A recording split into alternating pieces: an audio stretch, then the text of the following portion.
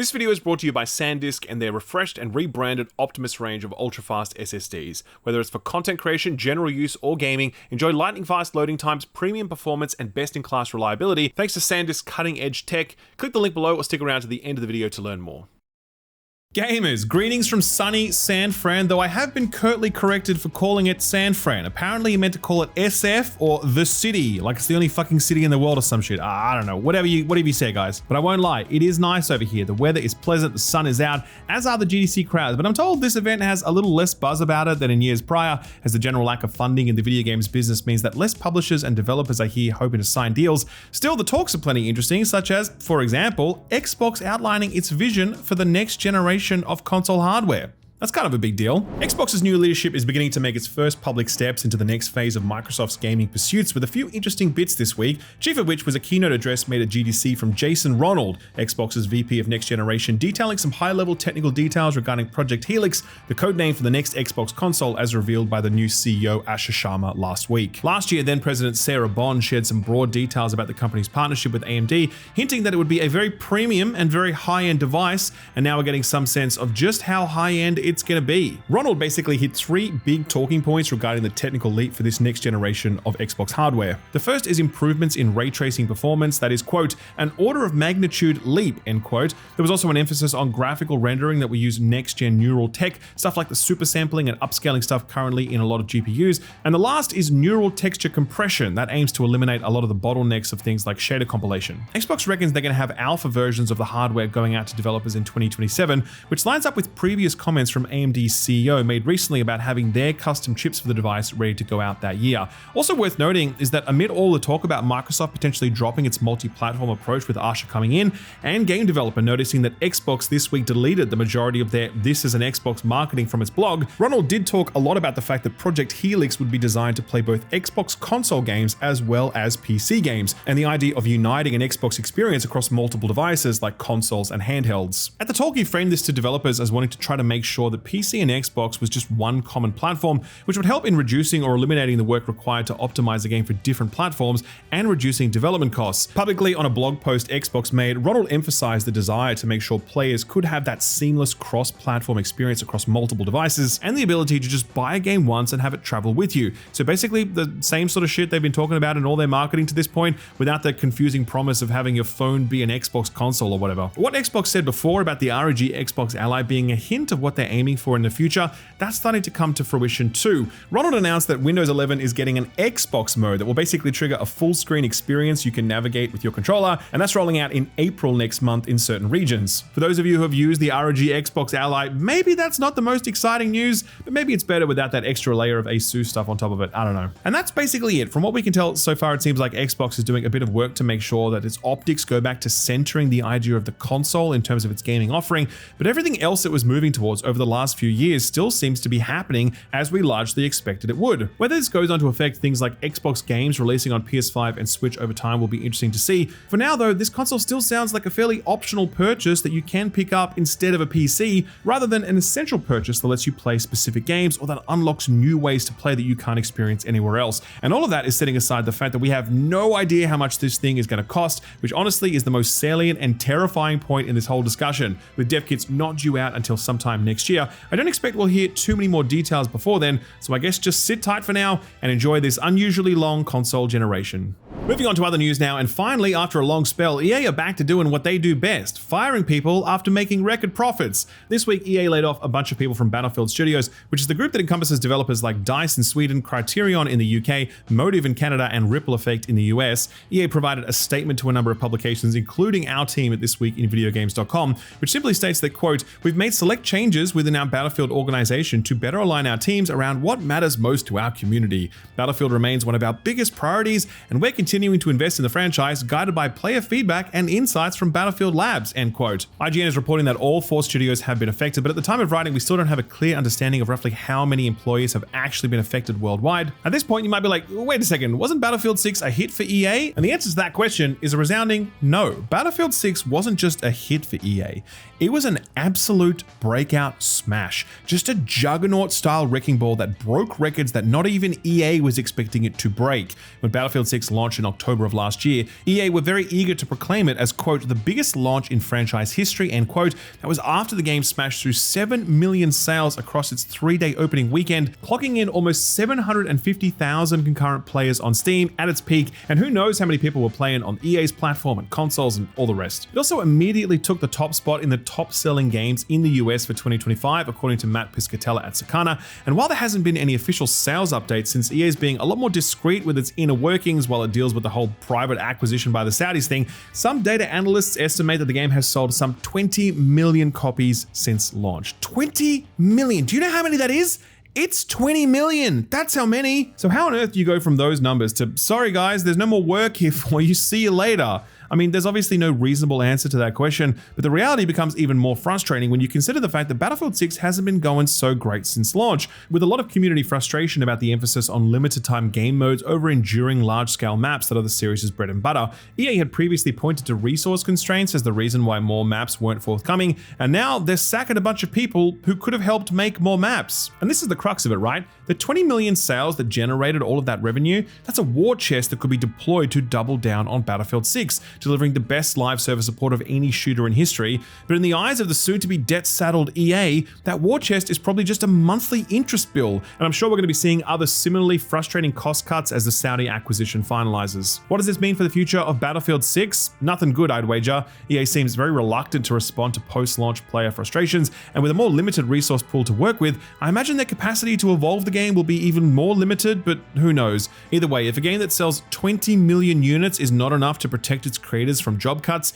how do you think people working on other live service projects are feeling right about now? Which is probably a neat but uncomfortable segue into Marathon, Sony's next big live service bet that launched last Friday. Now, to get out ahead of the eye rolling and the groaning, I don't think we can be jumping to any definitive conclusions about the future of Marathon based on its current player counts. At launch, it hit a peak of 88,000 concurrent players on Steam, which, as we said last week, is the kind of number you can squeeze into just about any narrative you want to around it, which people have absolutely been doing. Over the weekend, this number settled into the 75 to 80k territory, a little lower now as the work week has gotten underway, none of this accounting for console performance, of course. Numbers-wise, this is kind of comparable to where Battlefield 6 is sitting right about now. The key difference, though, is that the people who are playing Marathon, the niche audience who it's catering to, they seem to really fucking love this thing. It doesn't seem to have come bursting out of the gate as a huge mass market success, despite Sony's very gung-ho marketing for it, but the people who are in there are definitely picking up what Bungie is putting down: the gunplay, the vibe, the tension, and they're sharing that enjoyment all over Reddit and social media. At the time of writing, it's sitting at a very positive rating on Steam with over 15,000 reviews counted,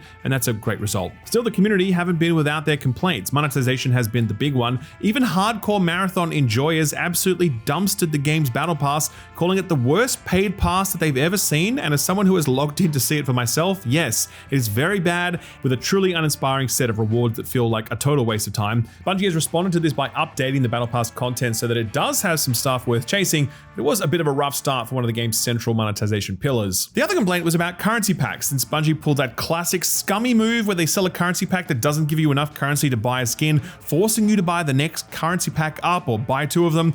Classic Bungie move. They shipped this at launch only to be like, oh, we've heard your feedback and now we're, increasing the amount of currency per pack. The term is anchoring, and Bungie are masters of this bullshit. Many such cases. Anyway, these challenges are fairly small potatoes compared to the bigger challenge of Marathon's overall sustainability, or more specifically, Bungie's overall sustainability. It's clear that Marathon is a good game that's likely to retain a committed player base, but the player numbers aren't popping off to the level that I'm sure Sony were hoping for, and that wouldn't be such a concern if Destiny 2's engagement metrics weren't absolutely cratering right now. Put it this way, between Marathon and Destiny 2, Bungie games are pulling in about 70,000 concurrent players on Steam on a given day, plus whatever they pull in on consoles. Those numbers are meant to support a studio of roughly 600 people working in Seattle.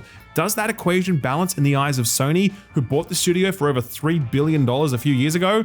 We obviously don't know the answer, but the fact that we even have to ask the question is rarely a good sign. I'm hopeful that Marathon's cryo level will push player engagement higher in the future, and Destiny 2's delayed content update will also help when it arrives later this year, but it does feel like it's going to be a very stressful few months for Bungie while they see themselves through this next chapter, and I for one hope they make it through unscathed. Sticking with PlayStation for a few more minutes here, one thing they said in a recent earnings call in regards to the rising cost of consoles consoles and the PS5 install base tapering off is that they're working on ways to better leverage their existing user base. We know they already do that in the form of PS Plus subscriptions, which I think most people largely accept in the age of Xbox Live and streaming services. But if this next thing comes to fruition, then it could definitely raise some eyebrows. So there's a site out there called PS Prices to try to provide some transparency to people about game prices, historical data, details about store-wide sales, price comparisons between different regions, all that sort of stuff. Last year, they noticed that the PlayStation Store API was dishing out new price identifiers, labeling things like pilot and testing, and they were serving up different prices compared to the regular ones, and those prices were only being served to certain users. They worked out that this was a trial program for dynamic pricing, i.e. serving different prices to different users,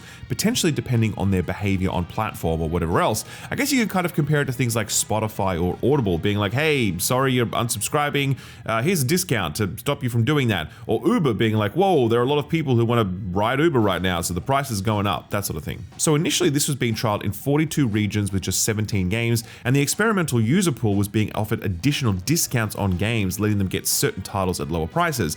But in February of this year, PS Prices noticed that new different trial programs were coming online. One included 68 regions and 139 games with bigger discounts. This started getting picked up a little bit, but just this week they noticed a couple of new trial programs pop up in the US storefront specifically, one with even bigger discounts up to 30% off, and one with what it calls elastic pricing, which means that users involved could potentially be shown higher prices than the regular offer as well as discounts. The one example they noted was GTA 5, where the experiment group was being offered a price of $30, even though the regular price for everyone else was $27. PS Prices say that all up, this testing is happening in 70 regions, with Japan being the only major market excluded from the test, and includes both first-party Sony games as well as third-party ones. Now, it is worth noting that Xbox already has something like this going on for its own storefront. It's got some semi-exclusive just-for-you deals, which are basically personalized on a per-user basis, so it's not exactly a new idea, and it's also worth saying that we don't know how Sony is intending on rolling out these experiments more publicly just yet,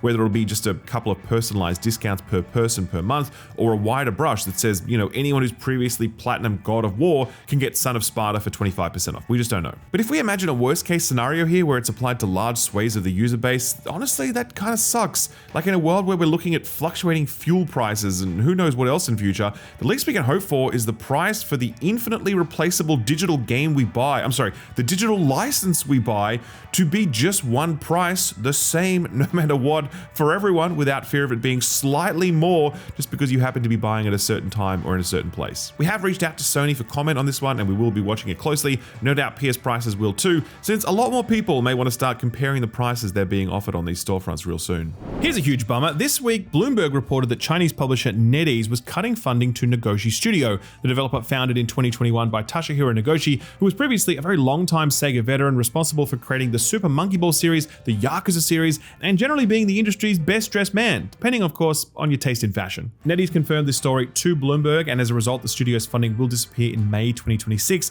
So this is obviously a little bit of a shock because Nagoshi Studio had just revealed its game Gang of Dragon at last year's Game Awards, which basically looked like next-gen Yakuza free from its old engine, only now with more gunplay and car action. It stars Ma Dong-seok, sometimes known as Don Lee, who's just an incredible powerhouse of an action star. Yakuza fans were definitely all in on this one. But Bloomberg sources suggest that NetEase dropped funding because they discovered that Gang of Dragon would need another 7 billion yen to complete, roughly $44 million US, and that was just too much for them. So on the flip side, this is not actually as shocking as it might seem at first, because if you've been following NetEase for the last few years, you'll know that post-COVID, NetEase went really hard on acquiring or investing international studios and founding new studios led by industry veterans like Nagoshi, Greg Street from Blizzard, control designer Paul Erith, and BioWare's Casey Hudson among them. Their goal was to make sure half their games revenue came from outside of China. Then, sometime in 2024, the CEO had a huge change of heart, wanting to focus on mass market and evergreen games, i.e. mobile games, and NetEase has been steadily dropping funding and cutting all those new studios ever since.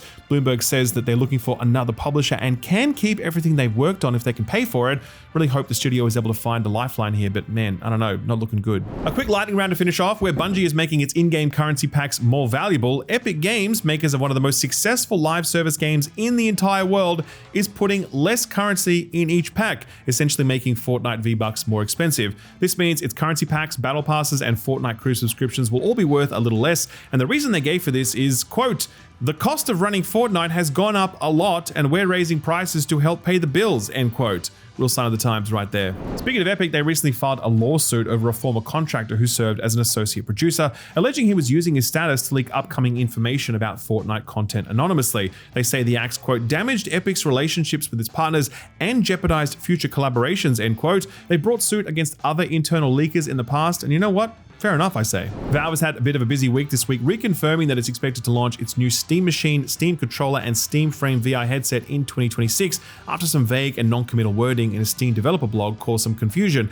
It initially said, we hope to ship in 2026, but now they've changed it to, we will be shipping all 3 products this year. They recently postponed the pricing and release date announcement to assess things amid the RAM and storage crisis. So if anyone's got any spare RAM laying around, please let Gaben know. Every bit helps right now. And finally, this week in Australia, our government implemented age assurance regulations that, among other things like porn and AI chatbots, would require online gaming platforms to verify the age of anyone trying to access games rated R18 and above in this country. Now, the wording on this and how it applies to games wasn't exactly consistent or hyper-specific. We've looked at the legalese and we assume that online multiplayer games where you can communicate with other people will be included, so games like GTA Online and some of the more hardcore multiplayer horror games, but it's honestly broad and vague enough that it could be applied to platforms like Steam as well. Now, as far as we can tell, no one in the country seems to have hit an age gate on GTA Online at the time of writing, including on our own team's testing. But then again, no one really knows what's going on right now, so we'll let you know if any of this changes.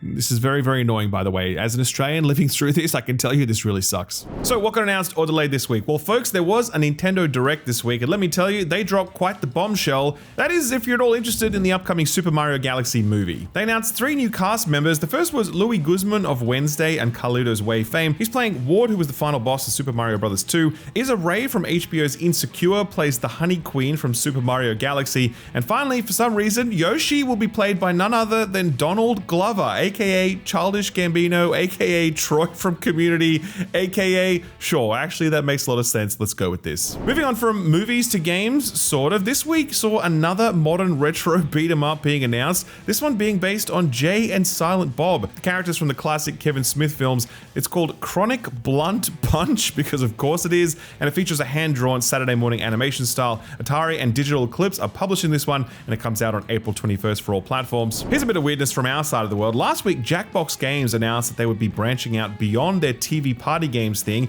and heading into the world of regular-ass video games. Okay, but to be fair, this game does look anything but regular. It's called My Arms Are Longer Now, and it's about maneuvering an exceptionally long arm through various environments to complete Hitman-style challenges in each stage. This has been floating around various shows for a couple of years now, and we can vouch for the early demo. A really good get for these guys. No release date for this one just yet. Moving on to something a little less weird now. A few years ago, there was this great atmospheric hand-painted puzzle platformer called Hoa, which gave big Studio Ghibli vibes. The developers are back at it with a sequel, but are mixing things up with a jump to 3D environments. It looks nice in motion, but no release window just yet, just a vague 2026 for now. Finally, in past shows, we've given shout-outs to folks looking to keep the video game print media dream alive. People like Lost in Cult and A Precious Waste of Time. Now there's a new one popping up in Australia. It's called Continue, and it's looking to be a semi-regular games magazine with New Yorker vibes, featuring both long-form reporting and essays. The first issue looks like it's going to feature a who's who of Australian developers and games writers. Do check them out if you're interested in modern print publications. They've just launched a Kickstarter to print a run of the first issue.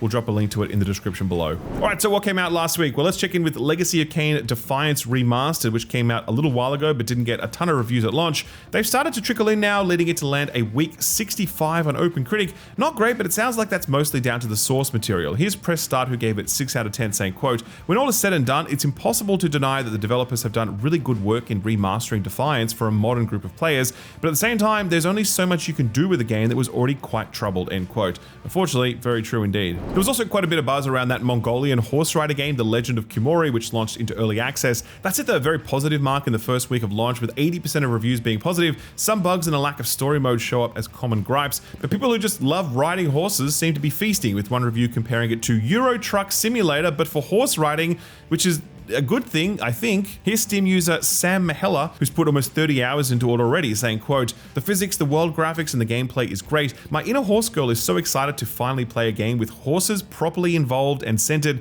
without it being / feeling like a kid's game. We, the grown-up horse girl community, say thanks," end quote. You know what? genuinely happy for the adult horse girl community. You guys deserve this. Moving on now to the remaster of Telltale's Poker Night at the Inventory game, which sees you playing Texas Hold'em poker with internet icons from the early 2000s, like the Team Fortress Heavy and Strong Bad. This one has done very well for itself, actually. It's hit very positive on Steam with over 3,000 reviews counted, and has also hit a peak concurrent player count of over 8,800 people. It's since settled to around 4,000 though. You think those reissued Team Fortress items had anything to do with it? Nah, probably not. Here's a review from Steam user Pills here, who has 30 hours in it already. Quote, actually fun game. Crank up the dialogue to listen to your boys chatter, learn their tells, and you'll even get a few cool Team Fortress 2 items out of it, end quote. Moving on now, it's time for the big boys, starting with Pokemon Pokopia, and man, Koei Tecmo freaking crushed it here. For a brief moment, it was the highest rated game on OpenCritic, above Resident Evil 9, but it's since settled to 5th place with a mighty 88, and you know what? That score is totally well deserved. Our team has been playing the hell out of this thing, myself included, with Austin even going so far as to buy a brand new Switch 2 just to play it. Unfortunately, the game itself was sold out when he went to grab it, which is a very common story because this game is sold out absolutely everywhere right now. We'll take a look at GameSpot's review where Steve Watts gave it 9 out of 10, saying, quote, Pokemon Pokopia is a combination of the design sensibilities of Animal Crossing and Dragon Quest Builders, but by melding those two structures and fusing them with Pokemon, it compensates for each one's weaknesses. Animal Crossing is so focused on building community that there wasn't much to do once you finish your daily chores, while Dragon Quest Builders relies heavily on story quests without much incentive to build up your community and socialize. Pokemon Pokopia gives you a massive amount to do and a story that propels you forward, while also letting you enjoy the simple pleasure of living among your Pokemon friends and building your perfect community, end quote. Marathon is another biggie that launched last week. We covered a bit of the community response earlier in the show, and that's about all we'll do for now because there are very few final reviews out for the moment. The reason for that is that Marathon isn't due to roll out its endgame content until the second half of March, and Bungie have politely asked if reviewers could consider that stuff too. Not a hard demand, mind you, not like those Resident Evil Requiem restrictions, just a suggestion here. I'm actually not going to do my full review until that content is out because I do want to experience the complete package, so do expect a review from me later in the month. Now for the biggest boy of them all, Slay the Spire 2. Man, we expected this was going to go off, but not to this extent. The early access release got a whopping peak concurrent player count of 574,638 people on its opening weekend, and the subsequent peaks have not really plateaued all that much, probably because they've knocked it out of the park with this one. An overwhelmingly positive user rating on Steam with over 15,000 reviews and counting. Steam user Bigum17 has put 27 hours into this thing already, and they summed up most people's thoughts quite nicely, saying, quote, the devs crushed it here by doing exactly what you should for a sequel. Take the original, spruce it up a bit, add a bunch of new stuff and storylines, and don't get in the player's way of having fun. Just as hard as the original, yet so much more opportunity to play different builds with each character. Another masterpiece in the works, end quote. Moving on to stuff that came out just this week, Fatal Frame 2 Crimson Butterfly Remake, the second remake of this horror game, did well enough with a strong 78 on OpenCritic. IGN scored this one 8 out of 10, saying, quote, it's artistically stunning, its world and character designs are remarkable, it is memorable and terrifying, it does not hold your hand, and many of its gameplay additions are welcome, but by making a version of Crimson Butterfly that offers you more choice and makes you more powerful, that bends to the modern need for more in general, Team Ninja also made it feel more artificial and less intimate in its horror. The end result is still a great game, but a slightly different one than I remember, end quote. And finally, WWE 2K26 also landed on a strong OpenCritic rating of 81. Our pals at VGC gave this one 4 out of 5 stars, with Chris Scullion saying, quote,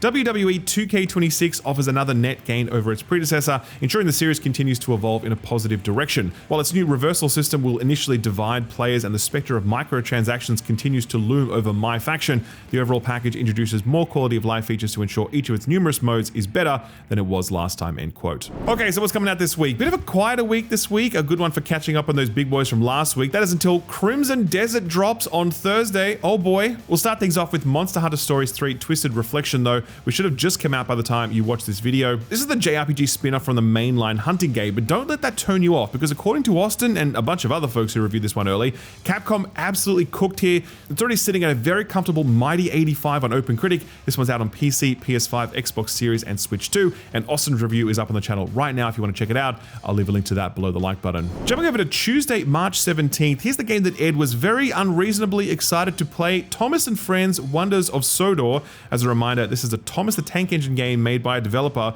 who has put out nothing but hardcore trade simulators until now. So yeah, it's a pretty great mashup of things that should definitely please all the boomers and their kids, PC, PS5, and Xbox Series consoles for this one. For those of you who like America's favorite pastime, you'll be pleased to know that MLB The Show 26 is also out on March 17th for PS5, Xbox, and Switch. Joining it is the early access release of Evermind, a new first-person sandbox RPG in the vein of Minecraft and Hytale, but with airships. This one's being put out by the Armor folks, Bohemia Interactive, which makes me wonder how hardcore it can get. On Thursday, the 19th of March, the PC version of Death Stranding 2 is also dropping, but of course the big headliner for Thursday is Crimson Desert, the exceptionally complex and ambitious RPG from Pearl Abyss, the people behind Black Desert Online. This one's coming out on PC, PS5, and Xbox Series consoles, and obviously there's been a bit of trepidation about the console release for this one, which we'll be keeping a very close eye on, but from my 6 hours playing the PC version of this game, I was definitely left wanting to stick with it despite a very steep on-ramp. I'll leave a link to my preview below the like button, and hopefully I'll have a review for you out within the month since I am at GDC, so things are going to be a little bit backed up for a while. Okay, so recently on this next segment, we've been prioritizing indies that you can either play a demo for right now or games that are releasing really soon. But a couple of weeks ago, the team here all jumped on a preview of a game and we all came out really buzzing. So from all of us, please put this on your radar. I like this. Ooh, what the is this? Oh, hey, I was painting the wrong guy. There is a day-night cycle, everyone. Oh, it's a radio. Oh, is it? It is in that red spot.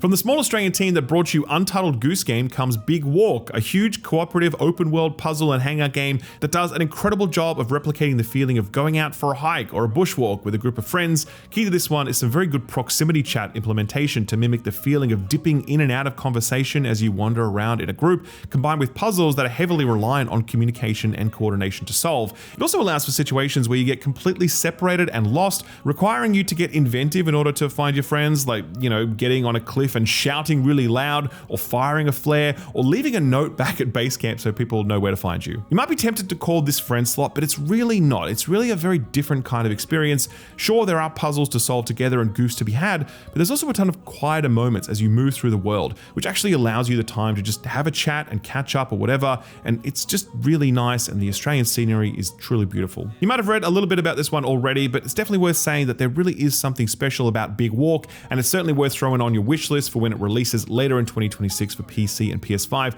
If you do like the look of it, I've left a link to it over on our Steam curator page, which also has links to all of the other Put This On Your Radar stuff we've recently covered. I'll leave a link to all of that below the like button. Our feel-good story for the week should serve as some solace for those of you who just can't handle horror games, like our very own Austin, for example. He just can't do it. Now, when you think of badass hard asses in the video game industry, one name that should come to mind pretty quickly is Hideki Kamiya, the director of Devil May Cry, Bayonetta, and Okami, who's notorious for not taking any shit and being very trigger happy with the block button on social media. Turns out though, he's just a big softie like the rest of us. Responding this week to a thank you message from the director of Resident Evil Requiem after it sold like 5 million copies in a week, Kamiya opened up in a moment of vulnerability to admit that he hasn't played the game yet and can't bring himself to play it because it's, quote, so scary that I can't sleep alone at night anymore, end quote. He politely requested that Capcom make a, quote, not scary mode for it, where the zombies get all cute, the blood splatters turn into cherry blossom petals, the music becomes this upbeat, feel-good kind of tune, and you can just purely enjoy the puzzles and battles in a fun mood, end quote. I'm sure he's far from the only one who wishes Requiem had a mode like this, but it's a lot more amusing to think about Kamiya making this request, mainly because this is the guy who directed the original version of Resident Evil 2, which scared the hell out of many of us back then when we were all younger. Maybe he has PTSD after that? I don't know. All right, ladies and gentlemen, that is it. I'm still over here in beautiful San Francisco, and I'm going to be here for another few days while GDC wraps up. Then I'm on the way home, and it's going to be a very busy time when I get back because I have got Crimson Desert to get through, and I have got Marathon to play, and then there's other games as well, and I'm still suffering from a crippling Pokemon Pokopia addiction. Man, it is really bleak out here. It's not healthy right now. I'll tell you that. It's not good. Anyway, point is, please, if you have enjoyed this video, drop it a like. We really do appreciate that. If you haven't subscribed yet, do that as well. Notification bell if you haven't. Please do come back next week. We always love having you around. And don't forget to check out our website thisweekinvideogames.com, since we always have up-to-the-minute reporting there. And if you want to get your news nice and fast, then that's the best place to do it. Okay, that's me. I'm done. Thanks again for watching, and we'll see you again real soon. Bye-bye.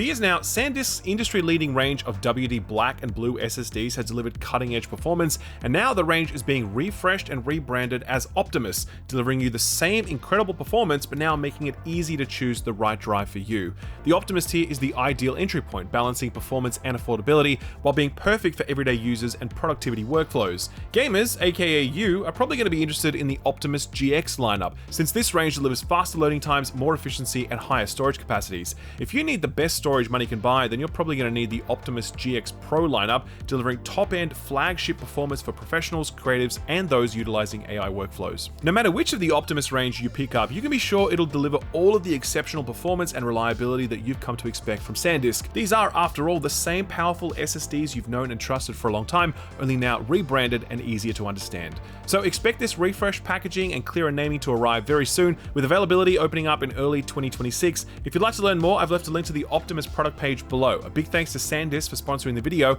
and thank you for watching it.